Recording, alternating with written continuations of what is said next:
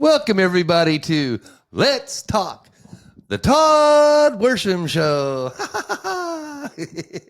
It's a nice, nasty day here in Bangor, Maine. We get all three things in one day: snow, sleet, and rain. And then it starts all over again. Oh, this place is depressing. But we'll be getting out of it soon. It seems like I'm always sick here too. So today's episode is called The Crow. We're gonna get back to some animals. So kind of a weird thing. I don't know. You can read into it, not read into it, but however you feel. It's all about what you believe, I guess, what your beliefs are. But at any rate, since before I left Arizona last October, I was starting to have ravens, crows be in front of me or fly in front of me or walk in front of me or like fly down right in front of me and or be on the road in front of my truck or my new Bronco. And it's just weird. So I had to look it up. And so basically, when you walk through life, there's signs all around us for certain things for us to see and to help choose our paths and help choose choices and decisions and paths in our lives. And the universe or God or however you want to call it or say it or whatever puts these things in our path so that we see them and it helps guide us. And I know this sounds crazy to a lot of people, but if you really, really, really slow down and start looking around and start looking at like numbers, or for my example, the two things that have been happening to me since probably September, might have been before September. So number one, crows.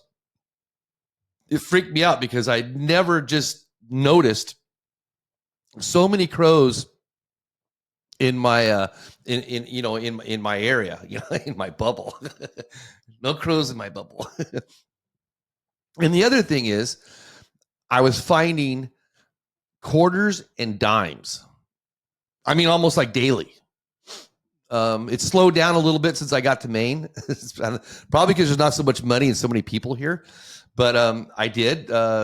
2 days ago, I found a dime. A couple days before that, I found a dollar bill, which is really weird. And I found a quarter. I think it was a couple of days before that. I don't know. It's all in the Bronco. But it's just weird. So anyway, I had to Google or DuckDuckGo, whatever you want to use, crows and see what that meant. So when you first look it up, you get scared because it's kind of like the death card, for tarot cards. Everybody thinks that the death card in the tarot card pack means that you're going to die. And that's absolutely not what it means. Same thing with the crows. The crows in the death card, I think they're kind of the same. First of all, they're black. And just like the death card, crows represent passage.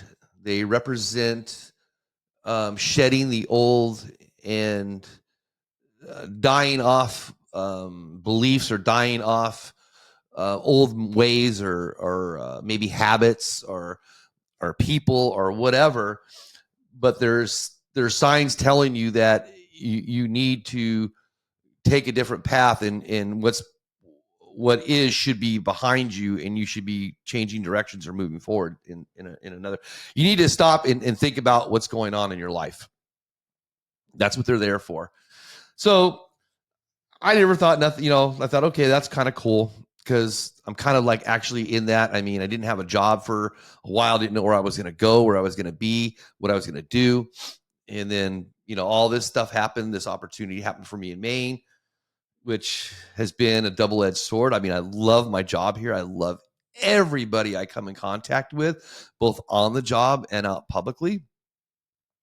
And it's the weather. The weather is just something that I just can't do it. It's just the weather is just uh other than that, I mean, it's beautiful here, and a lot of good things. And if weather wasn't so messed up like it is, I don't know. I would even think about possibly staying here, but I don't know. I think I'm just a West Coast boy, and I just need to stay that way. So we'll see. Because anyway, get back to the crow. So I did a little bit of research, and found out a lot of pretty cool things about the crow that I had no idea about. And the first thing I want to start off with is the whole reason. Well, that other stuff I was just telling you about was the main reason. But what kind of, I think, just made me do this podcast, this episode, was I saw, clickbait on Facebook, right? And they were talking about something about the crow was not endangered species. It's a protected bird. It's a nationally protected bird. And I that just sparked my interest. So, of course, I opened up the hole and climbed down it and thought it was kind of cool. At any rate, so the crow, by national standards, is considered a migratory bird, which I never knew that. I didn't know crows migrate. I actually didn't know that. I always thought it was just geese and ducks and stuff like that. I know there's other birds, swallows and stuff like that, but I didn't know a crow fell in that category. I thought you could just shoot them. Not saying that I've ever done that, because well, in Arizona, there's more ravens than crows, and I'll get into that. I'll get into a little bit of the differences. Right off the bat, ravens they're just like twice the size. Period. So, but anyway, so crows are a migratory bird, and didn't know that. But it's kind of weird because when I was reading the information, going through everything, they're also very I hate when I brain fart like this. Territorial, which I thought was kind of, I guess it's not contradictive, but it's kind of weird because if you're migrating, how can you be territorial? But I guess you're territorial once you get to your migration site, either or wherever you're going. But in between, I can't really see how it would be that way. But that's what they're saying. So I thought that was kind of contradictive, but I guess not. I guess they could be territorial where they land and either up north or down south. So here's a weird thing. So I went into this thing where it asks a bunch of questions and gives you a bunch of answers. So it's a Q&A little thing. And I just thought it was really cool because it was all one spot. It was a lot of good questions. Pretty much everything that I wanted to know. So we'll start out. Do crows remember faces? It's kind of a bizarre question. Yes, crows are known for their remarkable memory and can recognize and remember individual human faces, even for years, and can share this knowledge with other crows. Wow. Recognizing and remembering faces. Research indicates that crows can distinguish between friendly and threatening faces and can remember specific faces associated with stressful events for up to 5 years. That's pretty good. That's longer than I can remember a lot of crap. That's not true. But sharing knowledge. Crows aren't just individual learners. They can also share their knowledge about dangerous or neutral humans with other crows in their community. So it's kind of cool. So those direct TV commercials you see, I guess they're kind of real. Who thunk it? And they have, check this out, grudge holding behavior. Boy, if that's not a human attribute. Crows have been observed to hold grudges against individuals they perceive as a threat. And this knowledge can be passed down through generations, which is kind of weird because if they can remember up to 5 years, then how do they pass it down through generations? See, this is what I mean. See, when you do research, and this isn't from multiple different places, I actually just took it all from one. But that's just, that there is kind of a contradiction, but I don't know. So, experiments and studies. Wildlife biologists have conducted experiments using rubber masks to determine if crows can recognize faces. And the results show that they can learn from their peers and remember faces for years.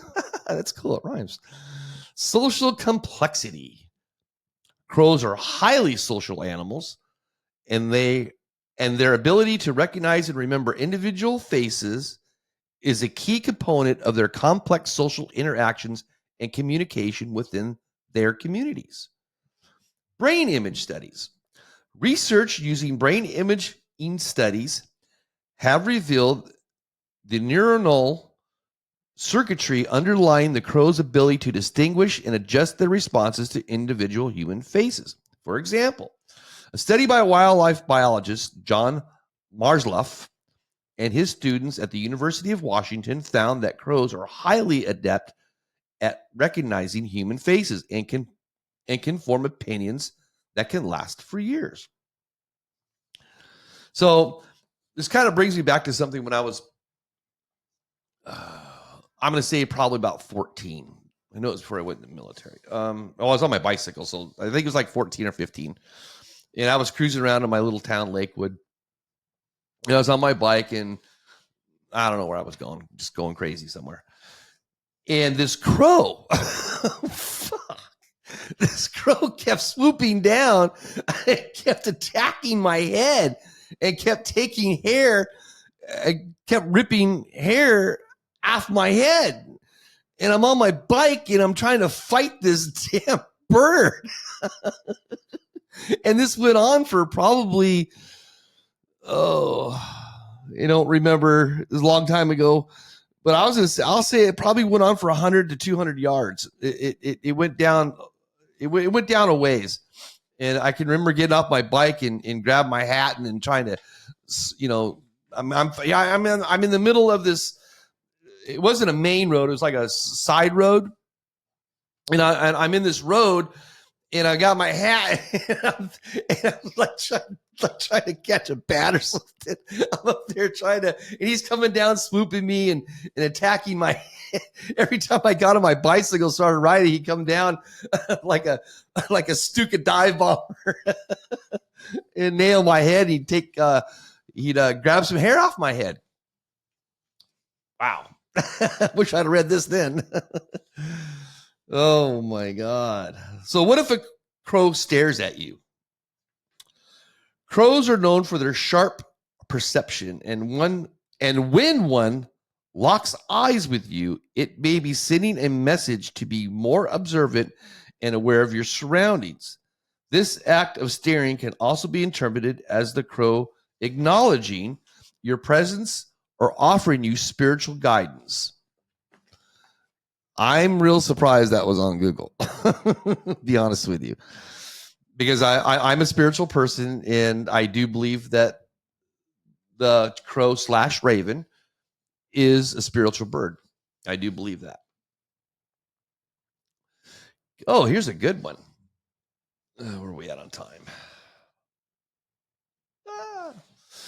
Can crows learn to talk? Yes. Crows and other members of the corvid, not COVID, corvid family, like ravens, can learn to mimic human speech and other sounds, but they cannot engage in true human-like conversations or understand the meaning of words. Here's a more detailed explanation. Mimicry not understanding. Crows are known for their intelligence and ability to mimic a wide range of sounds, including human speech, calls of other birds and animals, and even mechanical noises. So this brings me back to 1999, I think it was, in Tucson. The relationship I was in at that time, the daughter decided she wanted an African gray parrot. I thought it was a bad idea. It turned out to be one. But at any rate, so I didn't know this at the time, but an African gray parrot can live over 100 years old. We actually had to do a will for the bird. We actually had to will the bird to her daughter. True story. But at any rate, so we had a black cat named October, a boxer named Tyson, and an African gray named Pete. I think his name was Pete. God, I don't remember actually. But at any rate, so what Pete decided to do is when I was gone, he would decide to tell Tyson what to do. Tyson, go outside. Tyson, go over there. Tyson, and he was mimicking my voice. And the way I found this out was, I was out in the truck and forgot something because if anybody that knows me that I'm a mess, and I always forget something in the house or forget something somewhere. So I always have to go back and get something. That's just me.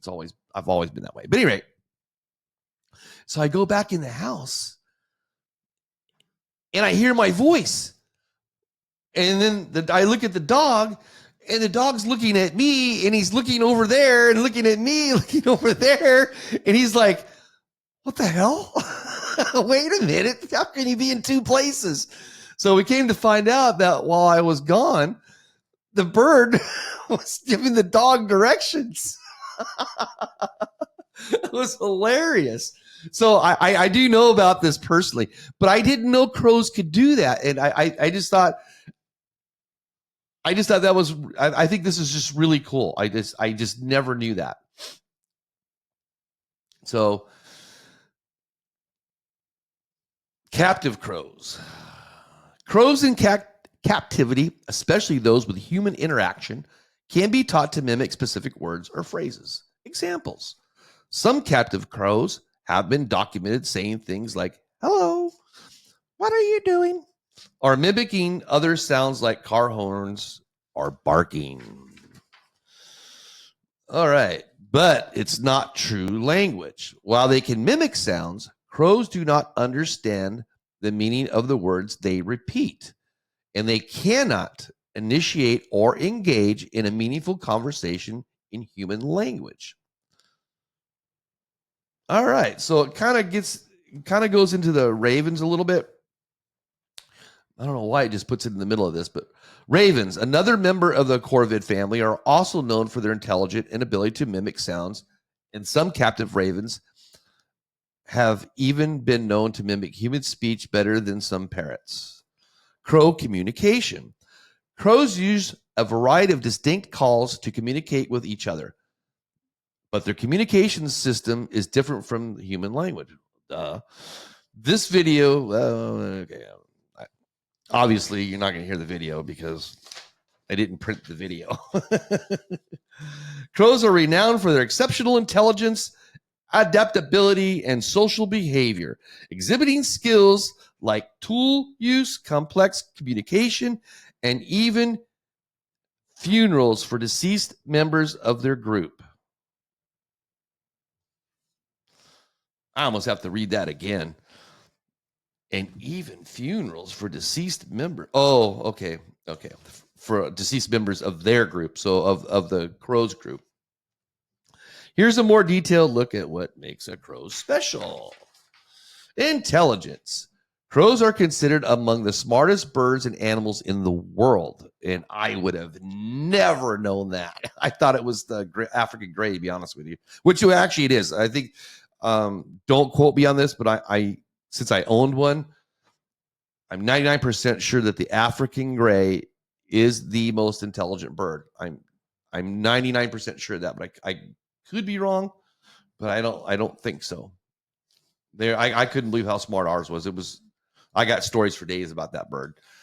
Actually, about the animals, period. All the animals together, they all worked in conjunction with each other to do things. They were a band of bandits. Let's put it that way, the three of those together. This way. Pete, the parrot, used to clamp onto Tyson's neck collar, right? and Tyson would walk him all around. So we had to keep his feathers clipped because he loved outside. So we used to take him outside by the pool all the time. And that's the other thing we had too. Shit, I forgot about that. We had a tortoise at that property too. There was when we moved in, there was a tortoise in the backyard. And I don't know, but in Arizona, I think they're registered. I think they're like the saguaro cactus. I think tortoises have to be registered, but don't quote me on that. I don't know, but crows are considered among the smartest birds and animals in the world, possessing problem-solving abilities and memory skills comparable to those of a 7-year-old human child. Okay. Tool use. They are known for their ability to not only use tools, but also to create them, demonstrating ingenuity and resourcefulness. So it's really cool because I was watching a video. In fact, it was on YouTube. Where they put food down inside of a container that didn't have the opening was too small for the crow to get in, and they laid check this out. They laid a pipe cleaner, those little metal fuzzy, they kind of look like a straw, like a stir straw, but they're fuzzy and they're just a piece of metal with fuzz on them. And he used them to, I guess back in the old days, they used them to clean their smoking pipes. Anyway, so the video shows the crow can't get in and get the food. So he takes the pipe cleaner with his beak and puts it down there and starts poking at I think it was a worm or I don't know, a piece of food or something. I think it's a piece of food. And he can't get it out. I could not believe this. I mean, I thought the octopus was smart. This crow took that pipe cleaner and bent it into the shape of a fish hook. I'm not kidding you. And then took the hook and put it down inside the container, grabbed the food, pulled it out of the container, and ate it. I'm just like, what the hell? Now, I've seen octopus do a lot of crazy shit, a lot of problem solving. But I don't know. I have to go back and watch some videos and watch some stuff, but I don't think I've seen an octopus make tools. Now, I've seen octopus like take rocks or shells and kill things or do things with them.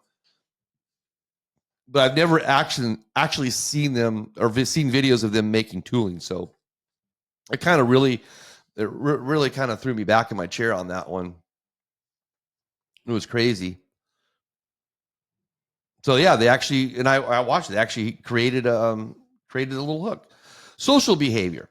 Crows are highly social birds, forming complex social structures and exhibiting behaviors like funerals for deceased members of their group.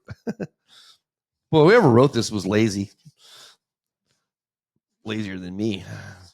They have regional dialects, meaning their calls and vocalizations vary depending on their location, similar to human languages. Wow, that's weird. So if they're migratory, see, this is why I'm questioning this whole migratory thing. I'm questioning this because when you start reading stuff and you start putting things together, they don't add up exactly. So I don't know. So if they have regional dialects, so does that mean if they go from California to Louisiana, Cajun country, do they start speaking Cajun or do they speak Californian? Who knows? I don't know. That's kind of weird, though. Regional dialects. That's amazing. And again, we talked about face recognition. Crows can recognize human faces and even show affection to people they trust. Adaptability. Crows are opportunistic eaters, able to adapt to various diets and environments, from scavenging and garbage to foraging for food in diverse habitats. Long-term memory. Crows can remember faces and hold grudges against individuals who have wronged them, demonstrating a remarkable capacity for a long-term memory. So I'm wondering if that crow that attacked me thought I was someone else, or I just figured it was trying to take my hair for its nest. That's my brain processed, but I don't know. I guess I'll never know, because that was more than 20 years ago, so that crow's not around anymore. What is a crow's favorite treat? Crows are opportunistic eaters, and you just told me that, and I don't want to repeat. But some of their favorite treats include peanuts. This is really weird. Hard-boiled eggs, cat and dog kibble, suet, which I don't even know what that is, S-U-E-T. I have to look that up. I don't know what that is. Nuts, fruits like apple pieces, grapes, and blueberries, and meat scraps. Here's a more detailed look at what crows enjoy. Nuts and seeds. Crows are known for their love of nuts, including peanuts, hazelnuts, walnuts, and other varieties. They also enjoy seeds and grains, fruits and berries. Many fruits and berries are on the crow's menu, including grapes, cherries, apples, cranberries, blueberries, and figs. Insects and invertebrates. Crows frequently forage for insects like beetles, grasshoppers, and caterpillars, as well as invertebrates like spiders and worms. Meat and fish. Crows will also eat meat scraps, fish carcasses, and even decaying flesh of dead animals, which is called carrion. Carrion. Pet food. Crows are known to enjoy dried pet food, especially the small pellet kind. Eggs. Hard-boiled eggs are a favorite treat for crows. Other. Crows are not picky eaters and will consume a variety of other items, including small reptiles, amphibians, rodents, and even other smaller birds. Okay, I promised you the differences between the crow and the raven, and here we go. What is the difference between a crow and a raven? While both crows and ravens are corvids, members of the crow family, ravens are generally larger than crows, have a longer wedge-shaped tail, and a deeper croaking call, while crows have a shorter squared off tail and a more cawing sound. Size. Ravens are significantly larger than crows, both in length and wingspan. Crow, 17 to 21 inch in length and a 33 to 40 inch wingspan. Raven, 22 to 27 inches in length and a 45 to 46 inch wingspan. That's not really that much bigger. I don't know. They look a lot bigger when you see them. I don't know. I just know the ones in Arizona, they've got to be ravens because they're huge. I think they're bigger than that, but I don't know. 40. So 2 feet. Well, yeah, that is pretty big, isn't it? 2 feet, 45. Jesus, with a 4-foot wingspan. Okay. Tail. Ravens have a longer wedge-shaped tail, while crows have a shorter squared-off tail, which you already told us that. Beak. Ravens have a thicker, heavier beak than crows. Call. Ravens have a deeper croaking call, while crows have a more calling sound. Feathers. Ravens tend to have fluffier feathers around their head and throat compared to crows. Diet. While both are omnivores, ravens are known to scavenge and eat dead animals, while crows are more opportunistic and will eat a wider variety of food. Habitat. Crows are found in a variety of habitats, from forest to urban areas, while ravens are more commonly found in mountainous and open areas. Yes, that's Arizona. Insects and invertebrates. I already read that. Anyway, so there it is. Who thunk that crows were that smart? I mean, I love doing this research because you see all these things that you've known or you've seen all your life, and you never really stop to really think about them or really investigate them or get to know them. And I don't know. I just think it's a little brain treat. So hope you enjoyed it. I did want to go over one more thing. So I went on my YouTube channel, and they've taken down so far. Taken down 5 of my videos.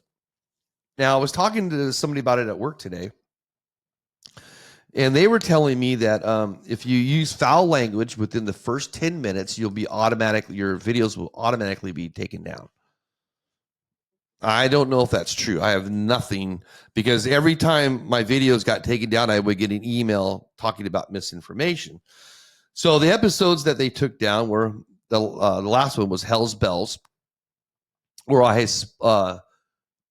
did some research and spoke about how bells can heal the human body on a frequency level and why bells are good. And I talked about some other stuff. And the other one they took down was vitamin D. And I think that's because I talked about the usage of sunglasses and some other things, but don't be afraid of the sun. Another one was my beets. I did an episode on beets, how they help your blood, how they keep you from getting a heart attack, how healthy they are. And I don't understand why they took that one down either. And this one, I kind of do big pharma. I did one on that. And this one doesn't surprise me at all, but which I wish they'd let me put it back up. But I did an episode on mRNAs, and over half the research I got was off of YouTube. And that really pissed me off, because I do believe that all of you out there really need to do research on mRNAs, messaging RNAs. I think you should really do research on that, and vitamin D too. That's another one. I highly recommend that you start doing research on vitamins, as the English would say, right, Evie?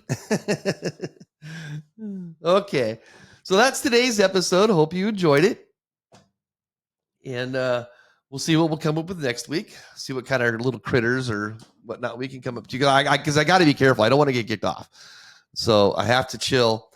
And